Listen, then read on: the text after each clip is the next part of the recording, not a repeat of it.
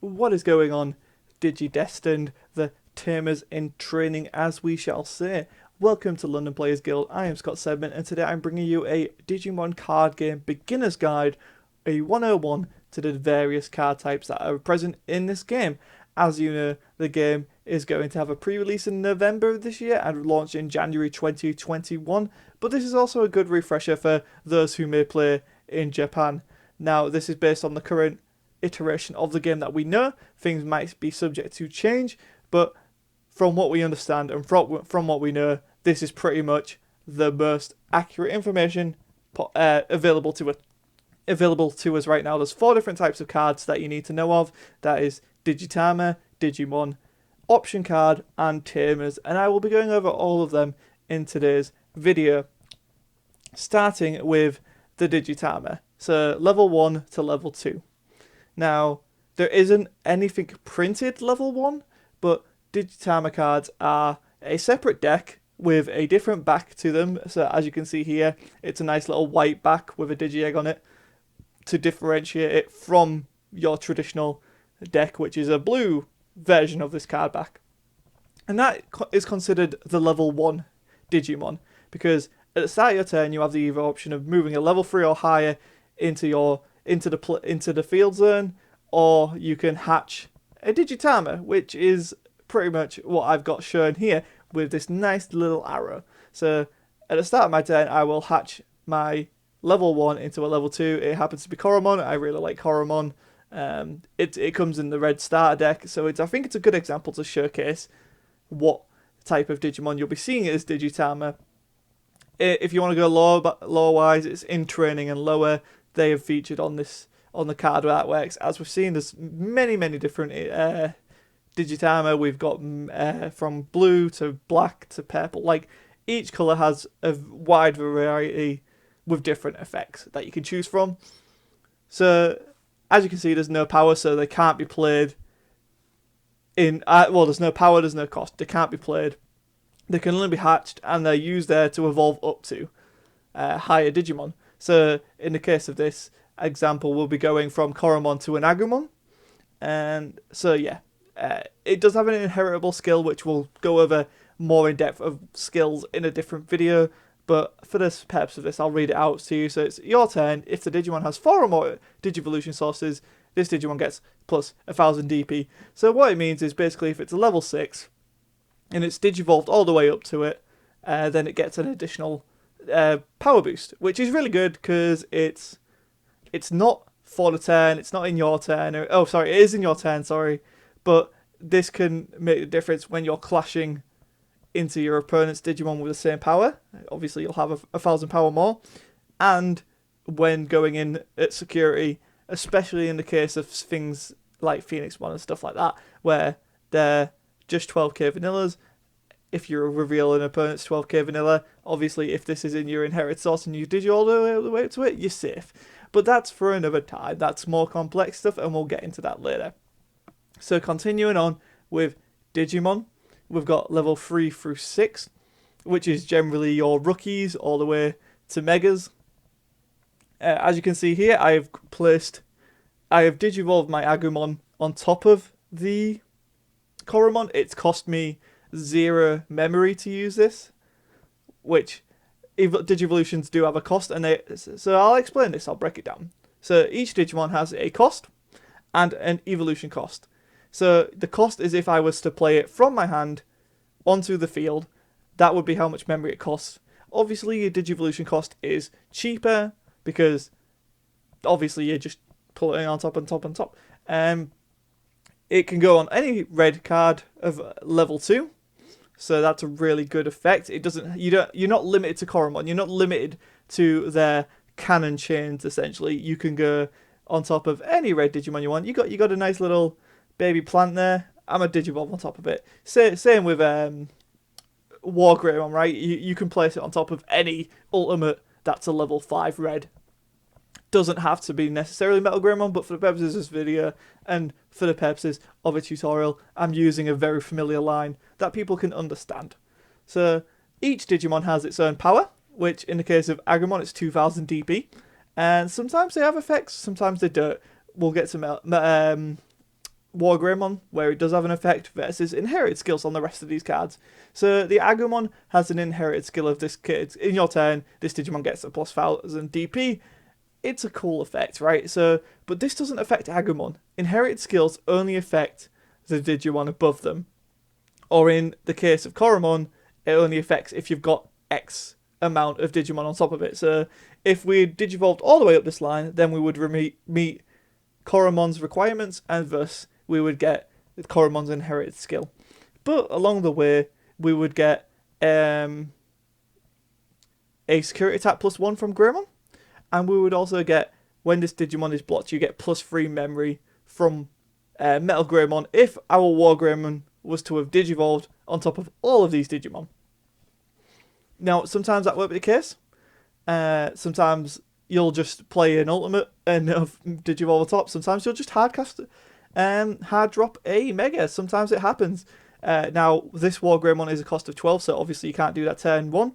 But there are some Digimon that are Megas that cost 10, and you can just play them. It's up to you whether you want to do that, but I'm just letting you know that they're out there. So I've explained inherited skills slightly, and for the purposes of this video, I will explain the effects on War Greymon.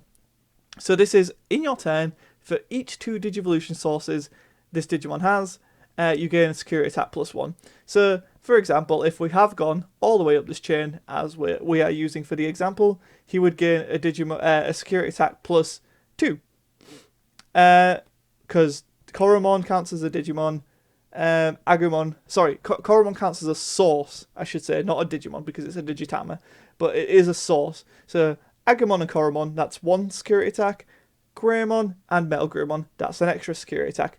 But we also get a security attack from the inherited Greymon skill, so that's security attack +3 on this War Greymon, which is nasty. It's a very, very big hit if you can pull it off, and I believe some players will be experimenting with that, especially in the early days. So that covers Digimon, at least the basic look at them, between 3 to 6. But there is a level 7. We do have the big boys, so to speak. So we have currently Omnimon and Millenniummon. These are white Digimon cards. So they aren't red, blue, or black or purple in this game. They are white, but they do have the ability to Digivolve on top of either a level 6 red Digimon or a blue Digimon in Omnimon's case for the cost of 6, or again in Millenniummon's case a level 6 black or a level 6 purple. They can Digivolve on top of them for 6. Now these are the big boys, the game enders, the creme de la creme, so to speak, of the Digimon card game. They're very strong cards. Omnimon we have seen take the digital world by storm. Millenniummon is amazing in its own right too. 15k DP, 13k DP. You can tell these guys are strong. They are strong Digimon and are essentially your game enders. Currently we only have 2 level 7s in the game. Expected with the Japanese set 3, we will get a third one, which will be green and yellow. And I'm also positing the theory that these 3 cards will be the secret rares for the first set in the English version, because it makes sense. But we'll give you an idea of what effects these cards have. So, when Digivolved, destroy one of your opponent's Digimon, and all of your opponent's Digimon with that name are destroyed or deleted. Deleted is how you go by the terminology if we're using the correct terminology. When attacking, by returning a level 6, so you put the Mega underneath this card back to your hand, you can switch this card to active mode. Really, really good effect. Shouldn't be understated. It's a really strong effect. And in Millenniummon's case, when Digivolve, return one of your opponent's Digimon to the bottom of the deck. That Digimon's Digivolution sources are discarded. They go bye-bye. If this Digimon has a Digivolution source, you may play it from the trash without paying its cost. So that's pretty cool. Yeah, so that's covering level 7. So that covers our Digimon that we know of until date. Whether we've got Digimon fusions and stuff like that, armored Digimon, we don't know. That hasn't come into the game yet, but I'm sure they will, and we will update our 101s when we get those. Now moving on to the option cards. So these are essentially spells or extra cards if you play Dragon Balls. These are or supporters, trainers, items, stuff like that in Pokemon. We have the reason I've got these two here is Terra Force / Gaia Force is the best card in the game. Don't at me, but we see that they have playable effects. So for the cost of 3, with Heart's Attack, discard all Digivolution sources from one of your opponent's Digimon. So that's it. That's its effect. Once you've done it, you get rid of it. And you'll see security here. We haven't really gone over security in this video. That's for another time. But it doesn't have any effect from security. Whereas with Gaia Force / Terra Force, we have a main of destroy one of your opponent's Digimon for a hard cost of 8. So 8 memory, kill something. Really good effect. Really, really strong. Especially if you got an Omegamon facing you down. Something really high. Something with a lot of evolution sources.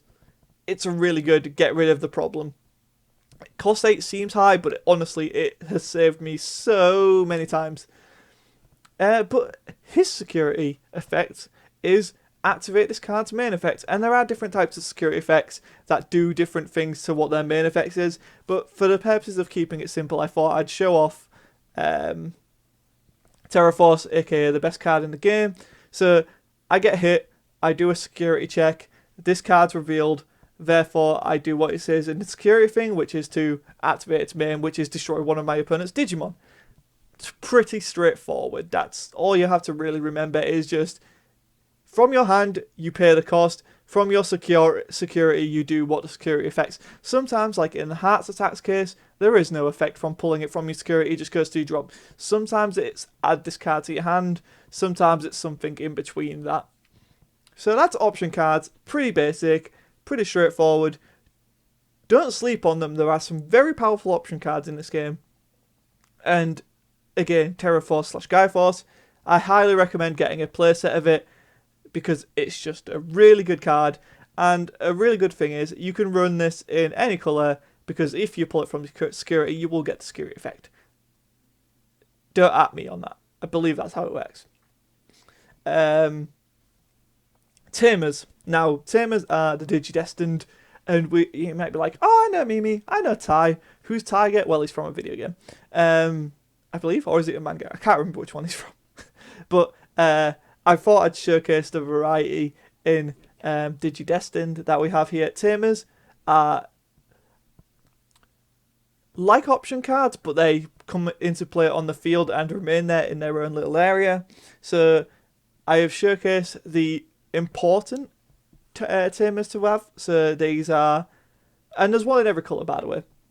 It's if your memory is 2 or less at the start of your turn, it becomes free. These cards are very, very strong. You want to have them because a key tactic early on in this game, and as seen with Chrono Clash, which is what the system's based on, is to keep your opponent on like 1 or 2 time / memory. For this game, it's memory, because that limits what they can do. This kind of counteracts that. So if my opponent leaves me on 2 memory, I have a tie on the field, I'm going to go to 3, I'm in a lot better position, right?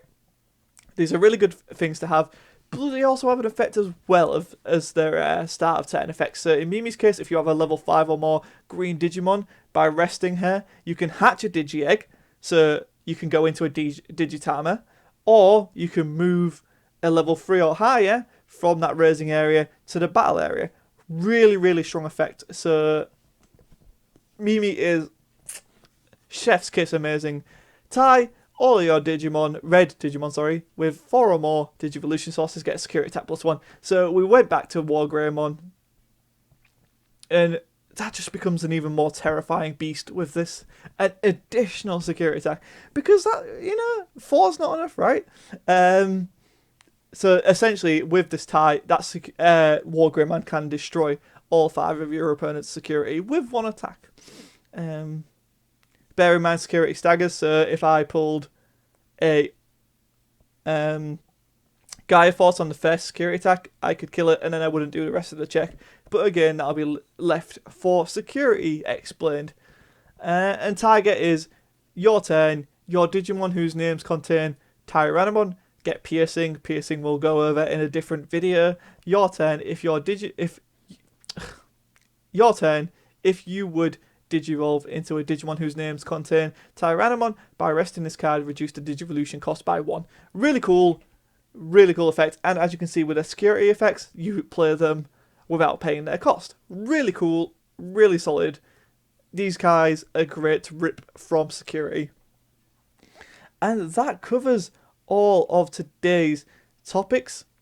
I want to thank you all for watching. Thank you all for learning. And if you have learned something from this, please give us a like. Please give us a subscribe. We want to be your one-stop shop for all Digimon card game / Dragon Ball Super card game knowledge. And if you've got any helpful tips, tricks, and whatnot, and what you want to learn next, please leave them in the comments below, because we want to learn with you. We're not perfect, and I'm sure there's going to be weird ruling questions and weird interactions that, what does this happen, that we can all deep dive in together. So I think the next video will be going over the first setup stages of a game, so how to set up, and also we have skills and specific keyword type skills that we'll go over. So that's piercing, blocker, all of that fun stuff for you to dive into. So I've been Scott Sedman, this has been London Plays Gold, this has been the Digimon card game. Thank you for watching, and we'll see you very soon.